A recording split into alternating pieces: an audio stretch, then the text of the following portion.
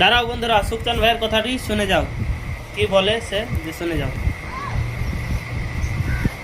তো বুঝতে পারছো, এগুলা সব সুখচাঁদ মিস্ত্রি গায়ে থেকে গেছে। দেখতে পাচ্ছ উলুও কতটা মশলা খাচ্ছে। চোখ নাই কো সুখচাঁদ মিস্ত্রি যে কীভাবে গাঁথনি করতে হয়, এটার সাথে এটা মিলিয়ে গাঁথনি করতে হয়। কেমন করে বাইর করে দিয়েছে 1 ইঞ্চি, বুঝতে পেরেছো? তাহলে সুখচাঁদ কেমন কাজ করে, এটা একটা টপিক দিন, বুঝতে পেরেছো? মানে কে কুঠে কাজ করছে, সুখচাঁদের নাম হয়েছে, বুঝতে পেরেছো?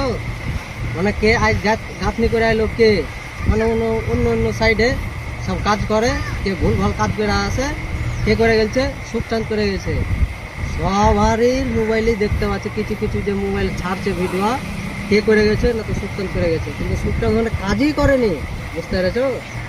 তো তাই বলছি যে এইভাবে কেউ ভিডিও করে ওরা, আমি যে ভিডিওওয়ালা করছি ওর রূপে তুমি বলবে কথাটা, ডুয়েট করে বলবে অবশ্য, ঠিক আছে?